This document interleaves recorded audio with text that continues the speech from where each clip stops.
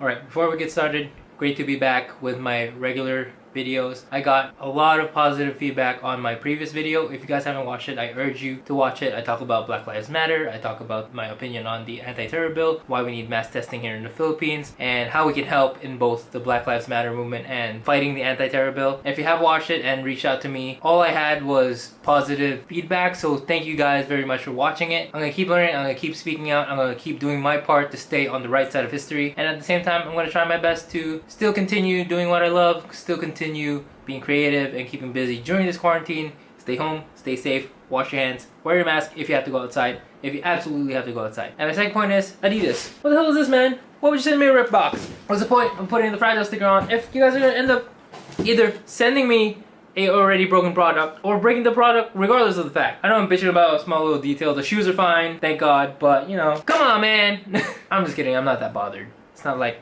it's gonna keep me up at night knowing that I have a perfectly good looking box, but there's a rip right on the side of it, and every time I try to open the box, it rips even more and more until eventually the box is gonna be broken.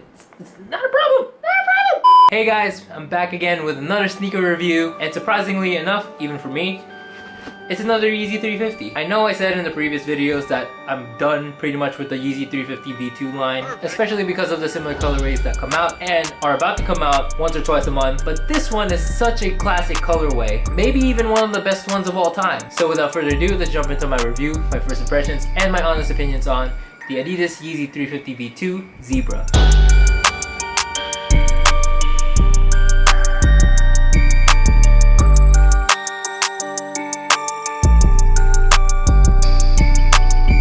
The Yeezy 350 V2 Zebra first released back in 2017 and re-released for the 5th time ever exclusively here in Asia last month on June 26th. So I'm sure if you're a fan of the Yeezy 350 line, you're very familiar with the Zebra colorway. You've got the traditional Yeezy Prime Knit upper in black and white stripes, which is why it obviously takes up the moniker of Zebra. This 350 V2 comes in white rope laces and also has the addition of the stitched in heel tab, which isn't usually seen in other 350 V2 models, in white with black stitching. You of course got the full Adidas Boost midsole encased in this white translucent rubber outsole. And lastly, you got the white stripes starting at the back of the heel going all the way across the lateral side of the shoe with the Supply 350 text mirrored backward in red. This gives a nice accent and pop of color against the overall black and white theme of the shoe. For sizing, it's recommended to go up half a size according to the Adidas website, but from personal experience, I believe you can go true to size if you like a snugger fit, if you have narrow feet, or if you take out the insole of the shoe to add a little bit of wiggle room, which by the way in this shoe comes in white with the black Adidas Yeezy text. Now before we move on, I gotta give a shout out to Sneaker Planet PH on Instagram, because if it wasn't for him, I wouldn't know about this next detail. If you're like me, a big sneakerhead here in the Philippines, and you want to get to know when the drops are in local stores, what's the newest shoe coming out, what's on the racks or even on sale in your local stores such as Capital, Soul Academy, Commonwealth, and keeping up to date with sneaker news in the Philippines. He even does his own little sneaker unboxing videos and reviews on his channels on a lot of grails, so definitely go check that out. And of course to the Yeezy Supply Leaks Instagram page, because they're the original posters. I just found out the post from Sneaker Planet PH. So as Yeezy Supply Leaks pointed out, the 2020 model does show a bit of differences from the OG model from 2017. The 2020 model is a little bit darker than the one on the right, but then again, I don't know if it's just the lighting of one picture or the other. The lines on the 2020 model are a lot sharper, more defined and straighter, and one of the more obvious differences is the sizing of the Supply 350 logo on both models. The newer model features a more slimmer and bigger font versus the OG model, which is a little bit shorter and compact. These are important details to keep in mind, especially when you're buying resale of the Yeezy 350 Zebras, because you want to be sure that you're getting the year of the Zebra correctly, so just be sure to keep that in mind. Now for the part where I give you my thoughts and opinions on the shoe, and I gotta tell you guys up front, full transparency, the Zebra colorway is actually one of my least favorite colorways of the 350 line. I mean, if you know me, I should love this one, right? From all my reviews, it has everything. Comfort, easy to rock, easy to style with everything, dress up, dress down, and you can never go wrong with the overall black or white colorway. But I think it's because of that fact where everyone wanted it,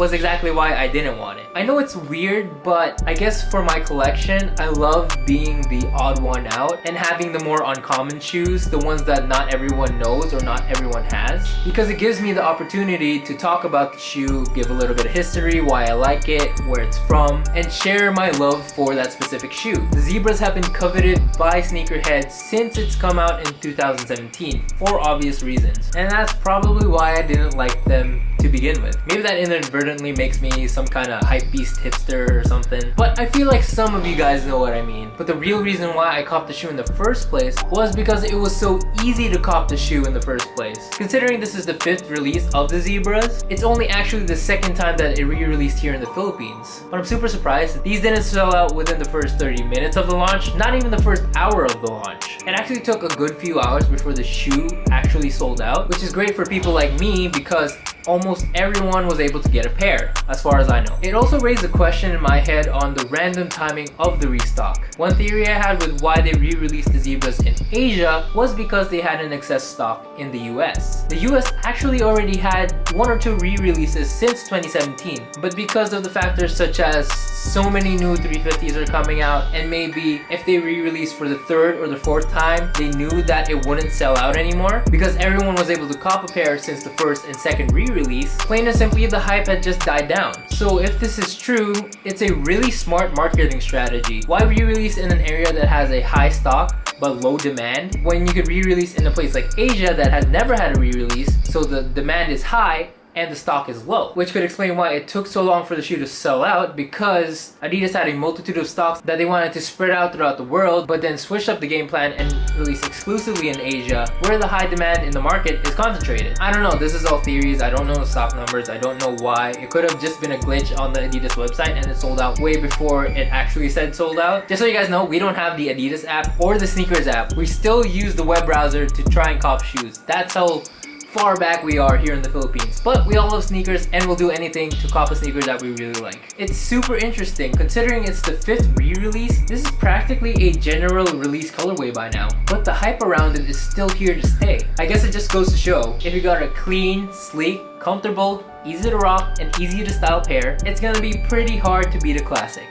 And that is it for this review. What do you guys think? Is the 350 Zebra one of your grails? Or are you like me, where it's one of those sneakers that it's not really a grail, but it's still pretty cool and I'd still love to rock it? Leave a comment down below in the comment section. I love conversing with you guys there, especially about sneakers. Follow me on Instagram at Albie Peralta. I'm a bit more personal there. I post my family there, my travels there, what I'm doing in quarantine there. I post stories almost every day, and I post my sneakers there way before they release on YouTube, so do give me a follow there. Check out my other videos on my channel. Please do check out my previous video on the Black Lives Matter movement and the anti-terror law here in the Philippines. I do believe that what I have to say there is really important for people to hear, so do check out that video or my other videos for that matter. Travel vlogs, personal vlogs, anything and everything in between will be on my channel. And that's it for this video. I hope you guys enjoyed it. Thank you all for watching, and I'll see you guys when I see you. Bye guys.